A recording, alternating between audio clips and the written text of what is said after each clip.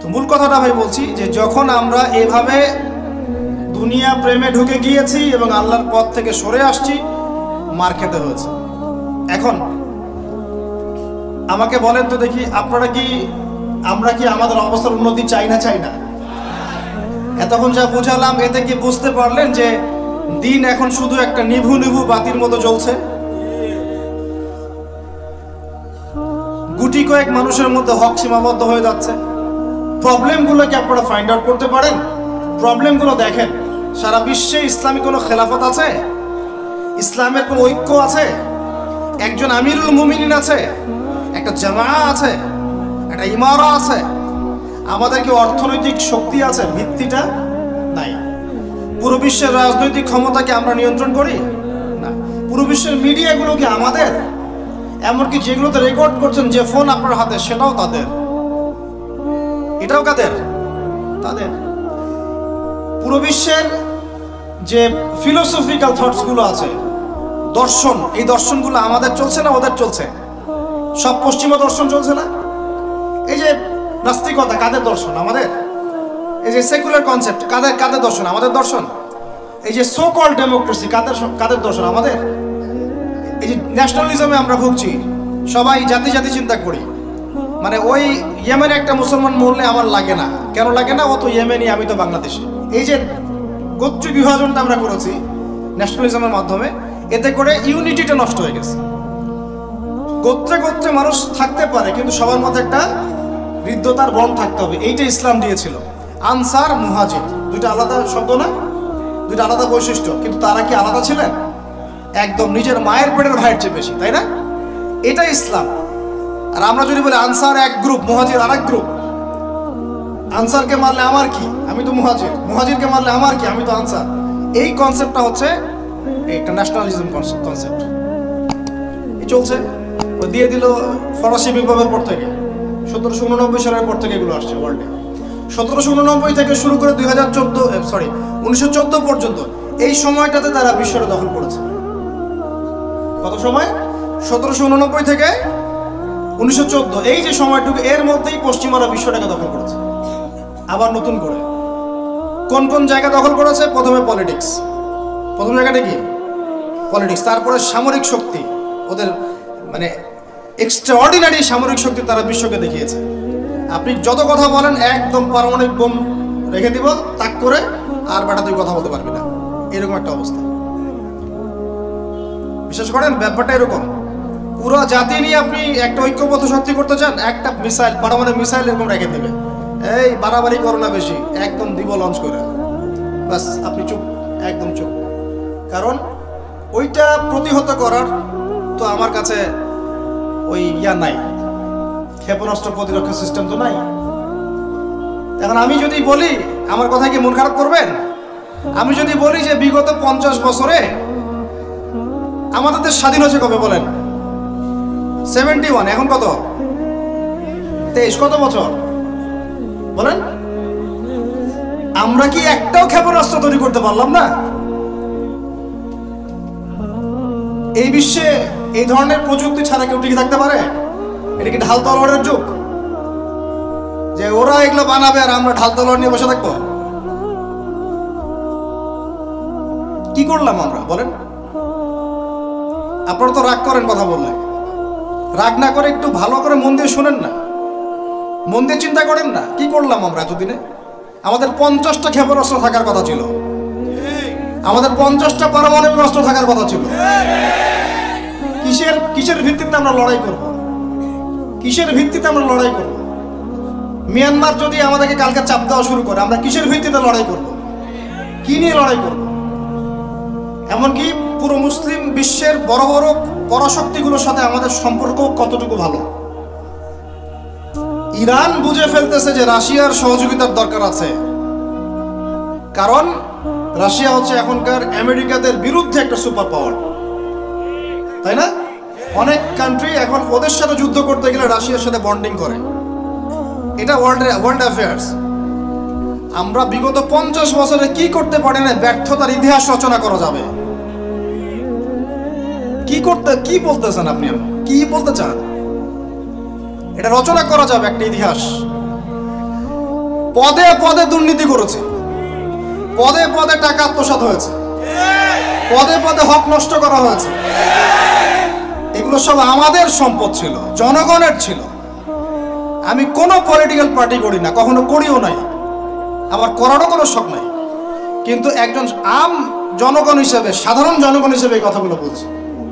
প্রত্যেক পদে পদে দুর্নীতি, টাকা আত্মসাৎ, সিস্টেম লস। কেন? একটা ছেলে যোগ্যতা আছে, চাকরি পাবে না কেন? ওই ছেলের যোগ্যতা আছে, কেন চাকরি পাবে না?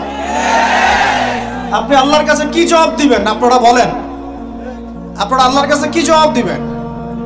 ওর যোগ্যতা আছে, কেন সে পেল না?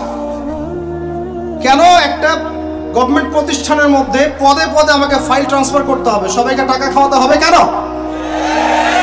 আমার তো যোগ্যতা আছে, আমি তো হকের উপর আছি। বিসিএস তো কোচিং আমিও করেছি, আমিও তো ক্যাডার হতে পারতাম, আমি কেন হতে পারলাম না? কেন চান্স দিলেন না? কেন বড় বড় পরীক্ষার প্রশ্ন ফাঁস হয়ে যাবে? কেন একজন ডক্টর, কেন একজন ডক্টর যাকে আমরা আমাদের ট্যাক্সের টাকা দিয়ে আমাদের ভাইরা বেতন দিচ্ছে, ও কেন দেরি করে হসপিটালে আসবে? কেন আসবে? কে ব্যবস্থা নিবে এগুলোর এগেইনস্টে? আমরা ব্যবস্থা নিতে পারবো? আপনাকেই তো নিতে হবে। ওমর ইবনুল খাত্তাবের মতো শাসক কে হবে? আপনাকে হতে হবে, আমরা তো হব না। আর আমাদের সেই যোগ্যতাও নাই, ইচ্ছাও নাই। আমরা দায়িত্ব নিতে চাই না, দায়িত্ব ছেড়ে দিতে চাই। ইসলাম কি বলে? দায়িত্ব নিতে বলে না ইসলাম। ইসলাম বলে যে যোগ্যকে দায়িত্ব দিয়ে দাও।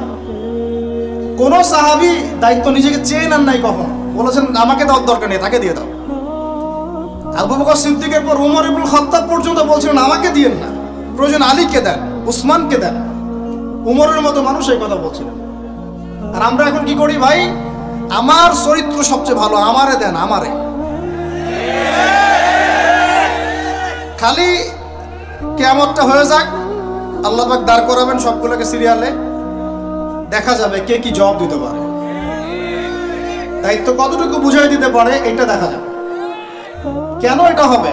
আমার কথা রাগ করেন না প্লিজ। এখন আমাদের 50টা পারমাণবিক অস্ত্র থাকার কথা ছিল, অ্যাটলিস্ট না থাকুক 5টা তো থাকার কথা ছিল। ওরা যদি আমাকে তাক করে রাখে, আমিও তাক করে রাখতাম। বেটা তুই মারলে আমি মেরে দেবো, যা। উত্তর কোরিয়ার মতো একটা কান্ট্রি, আমার সাবজেক্টে এগুলা, আমরা ইউনিভার্সিটিতে এগুলোই পড়েছি। ও একটা কান্ট্রি, কতটুকু কান্ট্রি জানেন? উত্তর কোরিয়া দক্ষিণ কোরিয়া একসময় মারামারি করতো, এই মারামারি লাগিয়ে দিয়েছিল পশ্চিমরা। পরে উত্তর কোরিয়ার প্রেসিডেন্ট ওই বলা থেকে বের হয়ে যায়, বলা থেকে বের হয়ে চায়নার সাথে বন্ডিং শুরু করে, রাশিয়ার সাথে বন্ডিং শুরু করে ওদের সাপোর্টে সে আস্তে আস্তে আস্তে নিউক্লিয়ার ডিভাইসগুলো তৈরি করা শুরু করেছে। করার পরে এখন এই মাত্র বেশি না, 20 থেকে 25 বছর, 20 থেকে 25 বছরে ওরা এমন একটা জায়গায় চলে গেছে, খাইতে পারুক না পারুক পারমাণবিক বোমা একদম তাক করে রেখে দিয়েছে। পশ্চিমারা ওখানে নাক গলাতে পারে না, ও নাক গলাতে পারে আমার কাছে এসে, আমাকে বলে স্যাংশন দিবে, আমাকে বলে তোমাকে ভিসা নীতি বাতিল করে দিব। আমাকে বলতে পারে, ওকে বলতে পারবে না তো, কারণ ওর কাছে ওইরকম অস্ত্র আছে, দিবে একটা মায়েরা, যা বেটা। ওর পার্ল হারবার আছে সামনে জাপানের ওখানে। কারণ এটা এমন একটা বিষয় যে একটা যদি সে মারে আর এও তো একটা মারতে পারবে। একটা বোমা পড়লে পুরো জাতি একদম মুহূর্তের মধ্যে ছাই হয়ে যাবে, ছাই হয়ে যাবে, ছাই। এই জন্য এটা যুদ্ধ এত সহজে কেউ যেতে যাবে না। এটা হচ্ছে একটা মনস্তাত্ত্বিক শক্তি যে আমার কাছে আছে, তুই মারলে কিন্তু আমি মারতে পারি। এই মনস্তাত্ত্বিক শক্তিটাই দরকার ছিল, এখন নাই। আর ভাই এগুলো আমাদেরও তো অনেক দোষ, সব কিছু তো আমরা মানুষের উপর চাপাই দিয়ে বসে থাকি। আমরা যখন অ্যানালাইসিস করতে বসি সবাই মনে হয় যে বিজ্ঞ পণ্ডিত, কিন্তু আপনি তো দায়িত্ব নিয়ে সামনে আসছেন না, আপনি তো পড়াশোনা করে উপরে আসছেন না, আপনি তো জ্ঞান অর্জন করে মানুষকে বোঝানোর চেষ্টা করছেন না। আমরা তো আমাদের দায়িত্ব পালন করছি না, করছি কি? আল্লাহ পাক আমাদের সবাইকে বিচক্ষণ হওয়ার তৌফিক দান করেন।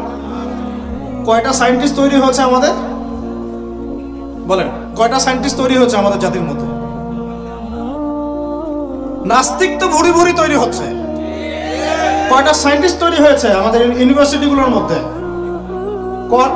কয়জন অর্থনীতিবিদ তৈরি হয়েছে ইউনিভার্সিটিগুলোর মধ্যে?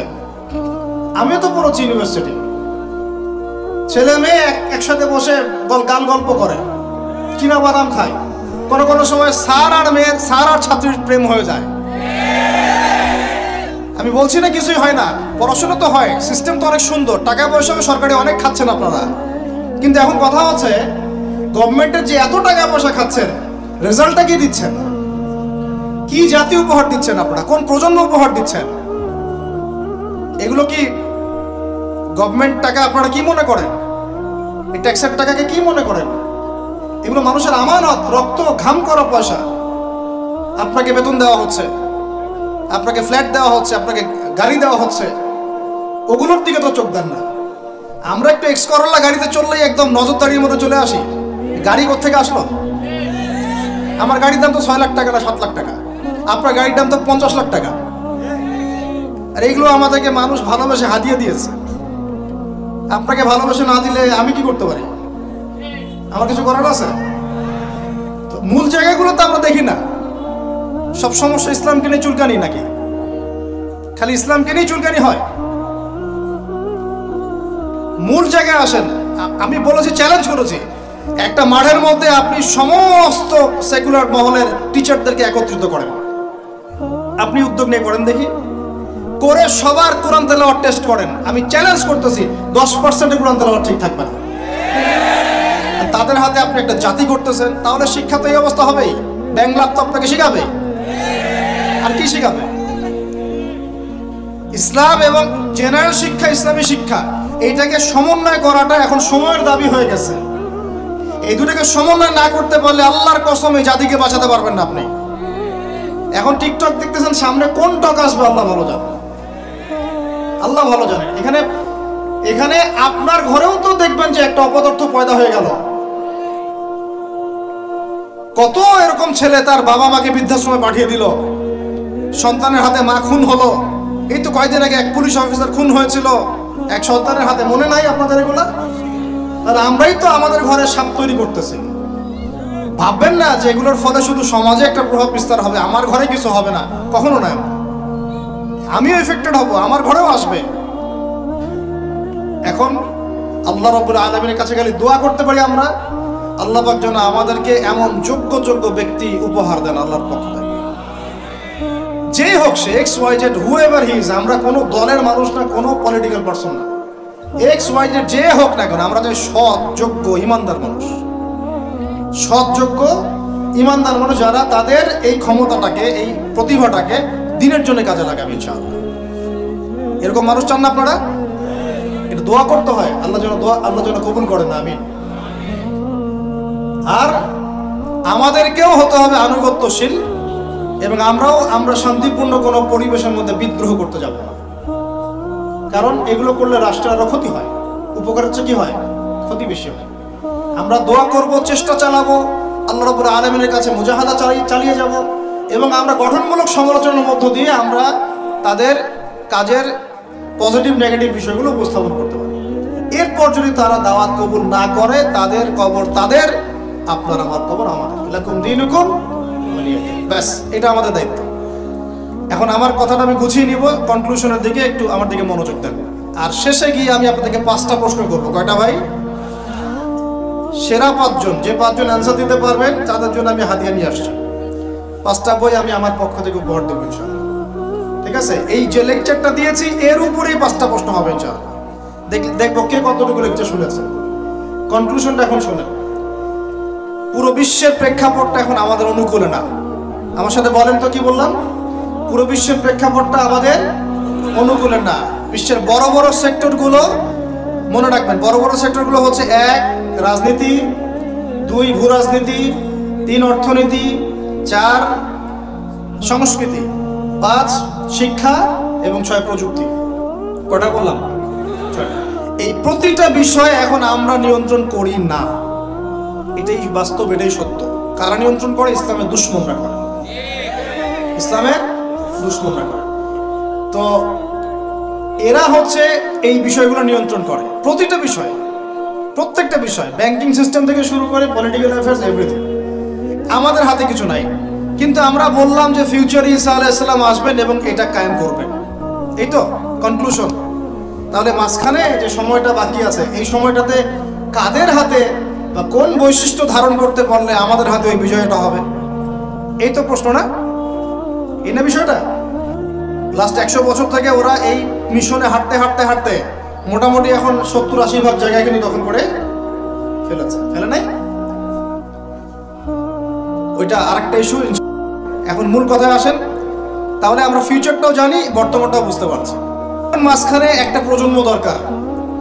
আমরা যদি আল্লাহর কবুলিয়ত পাই, হয়তো আমরা যদি এই সময়টা পেয়ে যাই, যদি আমরা না পাই আমাদের ফিউচার জেনারেশন, যদি তারা না পায় তাদের ফিউচার জেনারেশন, এভাবে হয়তো চলতে থাকবে। কখন সেই প্রজন্ম আসবে আর কোন বৈশিষ্ট্য তাদের থাকবে, এর আগে আমি জাস্ট আপনাদেরকে 2টা আয়াত শোনাচ্ছি। এক, আল্লাহ পাক বলছেন ইন তানসুরুল্লাহ ইয়ানসুরকুম, সূরা মুহাম্মাদে আছে, তোমরা যদি আল্লাহকে সাহায্য করো আল্লাহ তোমাদেরকে সাহায্য করবে। আমার সাথে বলেন, তোমরা যদি আল্লাহকে সাহায্য করো আল্লাহ তোমাদেরকে সাহায্য করবে। মানে আল্লাহর কি সাহায্যের দরকার আছে? তোমরা আল্লাহকে সাহায্য করো বলতে তোমরা যদি আল্লাহর দ্বীনকে সাহায্য করো, তোমরা যদি আল্লাহর দ্বীনকে সাহায্য করো আল্লাহ তোমাদেরকে সাহায্য করবেন। ওই ইউসাব্বিত আকদামাকুম, তোমাদের পা আল্লাহ পাক শক্ত করে দিবেন ইনশাআল্লাহ।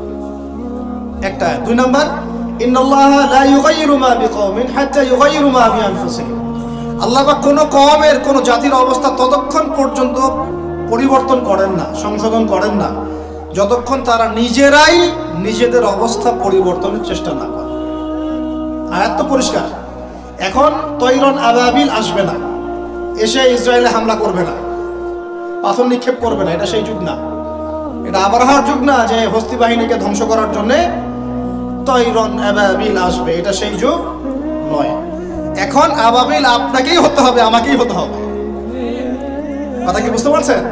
এটা নিজেদের তাকদীর, নিজেদের ভাগ্য, নিজেদের মানে ভবিষ্যৎ আল্লাহর উপর তাওয়াক্কুল করে তার হুকুম মেনে আমাদেরকেই করতে হবে ইনশাআল্লাহ।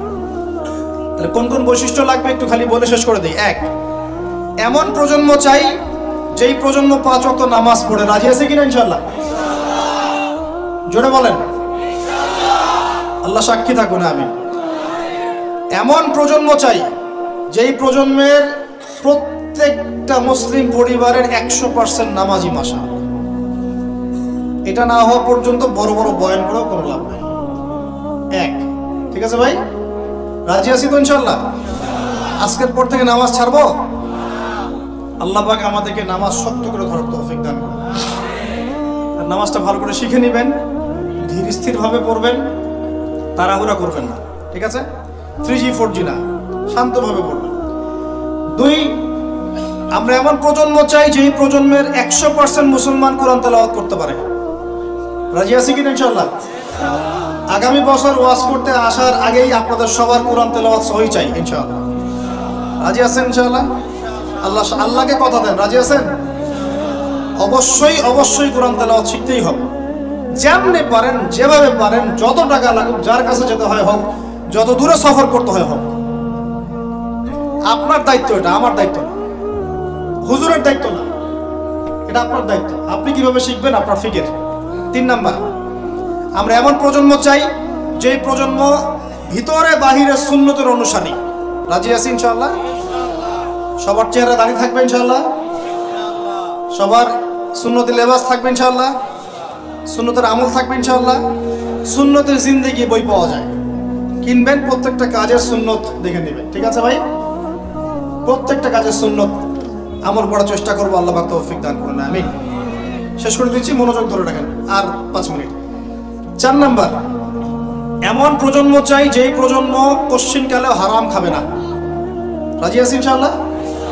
হারাম খাবো, সুদ খাবো, ঘুষ খাবো, দুর্নীতি করব, মানুষের সম্পদ আত্মসাৎ করব, অন্যায়ভাবে আমরা মানুষকে ঠকাবো?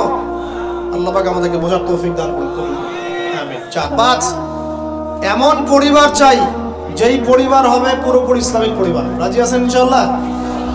আল্লাহ কবুল করুন, আমিন।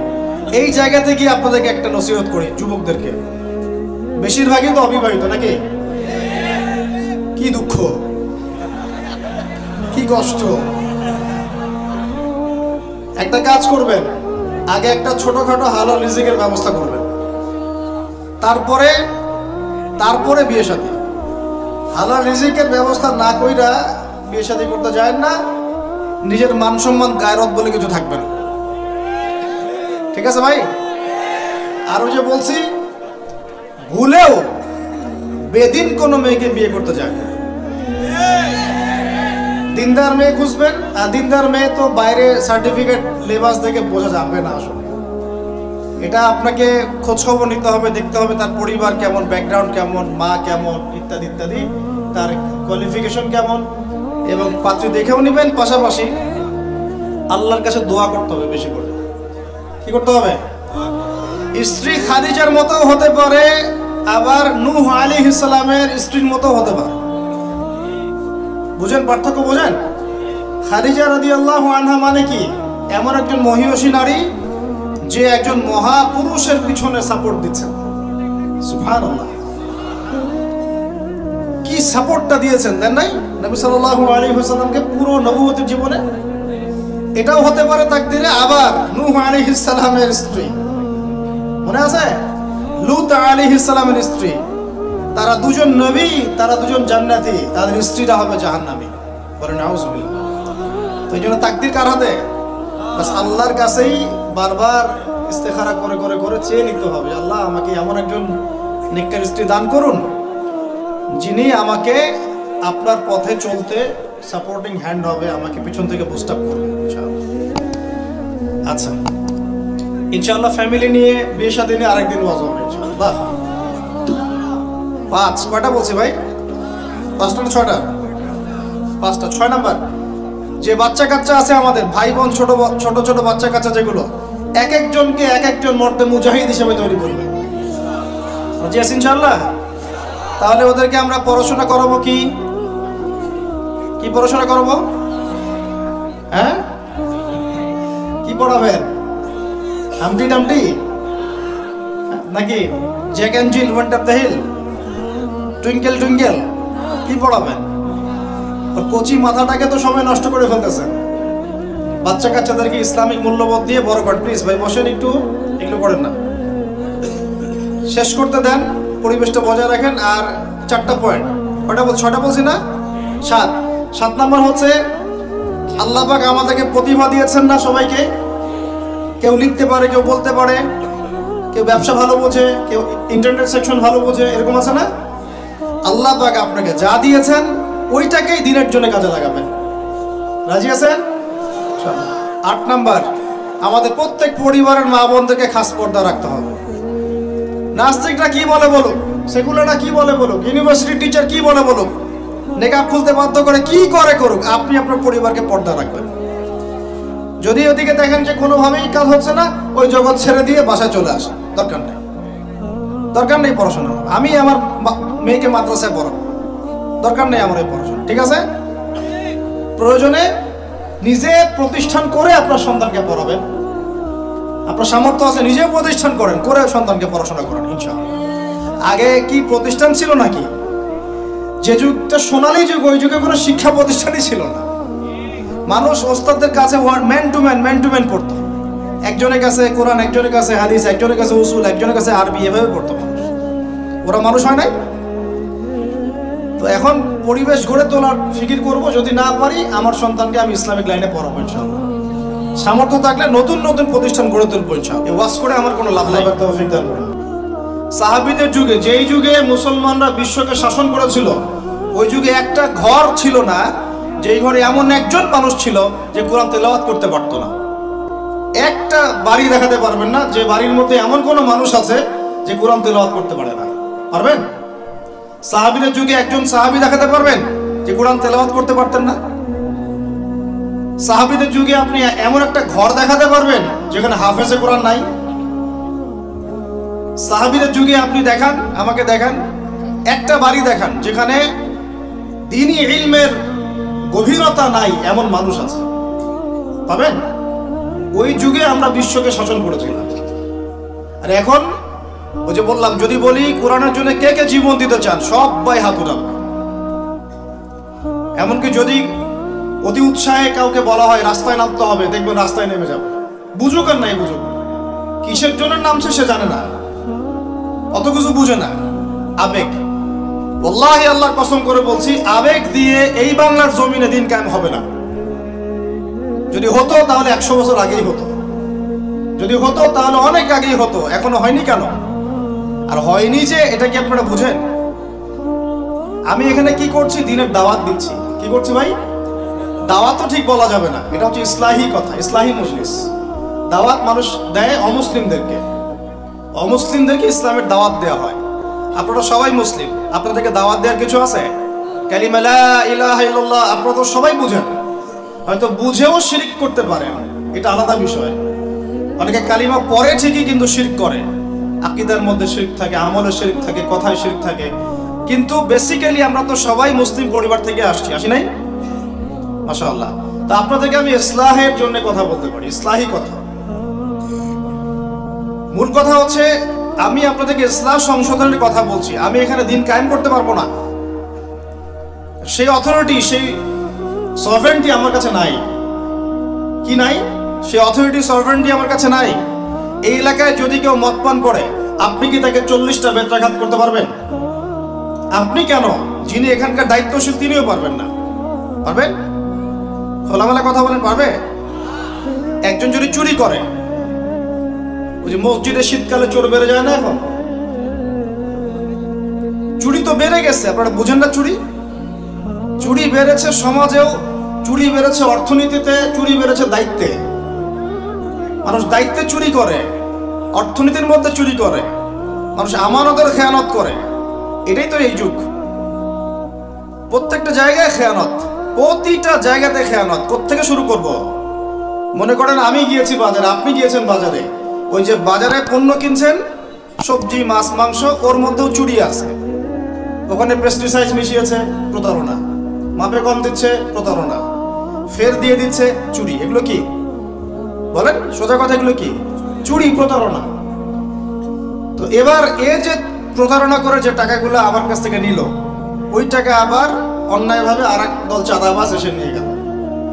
জালেমের উপর জুলুম, জালেমের উপর জুলুম। ওই চাঁদাবাজরে আবার রাস্তায় আটকাইলো আরো বড় জালেম।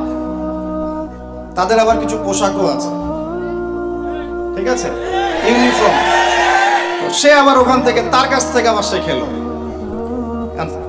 খেলো, সেও পার পেল না। তার বড়জন যে, সে আবার ওর কাছ থেকে খেলো। এই করতে করতে করতে করতে টপ টু বটম সবই চোর, টপ টু বটম সব কি? এখন চুরির শাস্তি কি?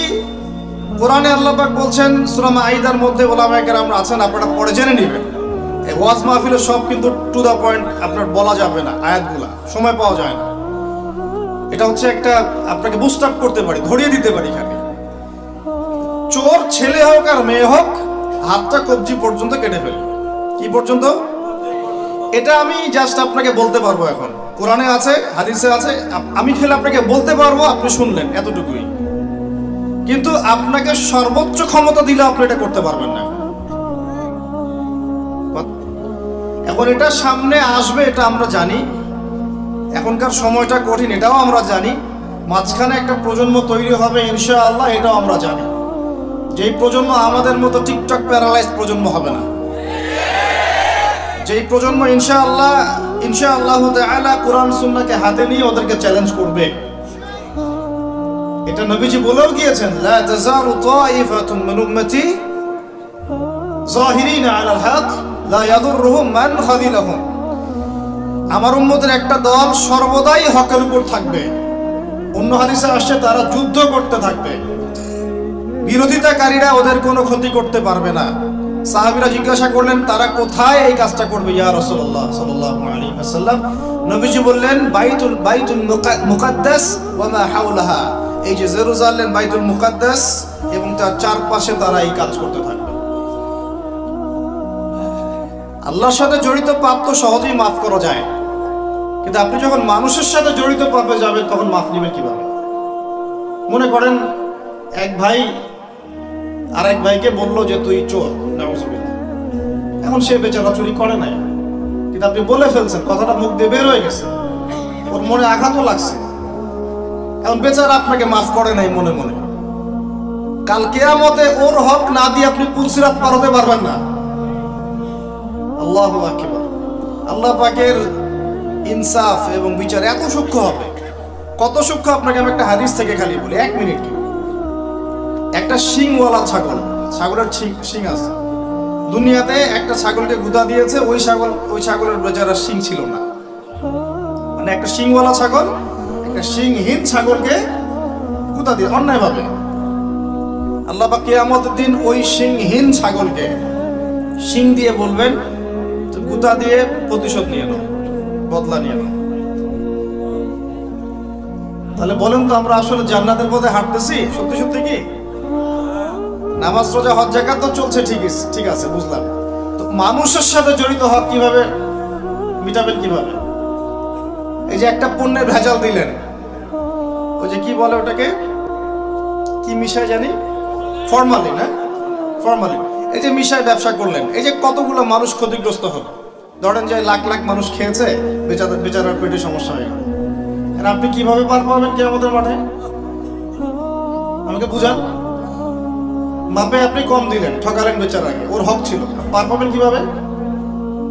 বেচারা ও কিছু করে নাই, অযথাই তাকে অপবাদ দিলেন এবং সারা দেশের সামনে ধুয়ে রেখে দিলেন অন্যায়ভাবে। এখন আপনি পার পাবেন কিভাবে? এই জিনিসগুলো আমরা ভাবি না, আমরা মনে করি নামাজ পড়েছি বা সব পার। মানুষের সাথে জড়িত হক এত সহজে মাফ, বলেন আমার সাথে, মানুষের সাথে জড়িত হক এত সহজে মাফ হবে না। কি করণীয় তাহলে? ওই যে যার সম্পদ নিয়েছেন তার সম্পদ ফেরত দেওয়া, যার মানহানি করেছেন তার মান সম্মান ফেরত দেওয়া। এখন যে মেয়েটার মান সম্মান হানি করে ফেললেন, যে মেয়েটার ইজ্জত নিয়ে নিলেন, এখন কি হবে? কেমন করে ফেরত দিবেন? কিভাবে ফেরত দিবেন? যাকে ধর্ষণ করলেন, যাকে মিথ্যা অপবাদ দিলেন, যার সাথে জেনা করে ফেললেন, ভাবা উচিত না এগুলো? মনে রাখবেন, বড় বড় পরহেজগার, দুনিয়াতে যাদেরকে খুব বড় বড় পরহেজগার মনে হচ্ছে, এমন অনেক মানুষ আল্লাহ না করুক কালকে আমাদের মাঠে জাহান্নামে যাবে। এই জন্য আমরা বলি যে ভাই, আমাদেরকে নিয়ে আমরা তো কিছুই না, আমরা তো ডাস্টবিনের আবর্জনাও না। যে যুগ চলে গেছে ইসলামদের, ওই যুগের তুলনায় কোরআনে যা পড়ি আর হাদিসে যা দেখি আর সিরাতে যা বুঝি, এর তুলনায় আমরা ডাস্টবিনের আবর্জনাও না। তাদেরকে নিয়ে আপনারা এত আইওয়াশ ডাউন কেন করতে যান? কি মনে করেন সবচাইতে গুনাহগার মানুষ হয়তো এখানে আমি আপনাদের মধ্যে?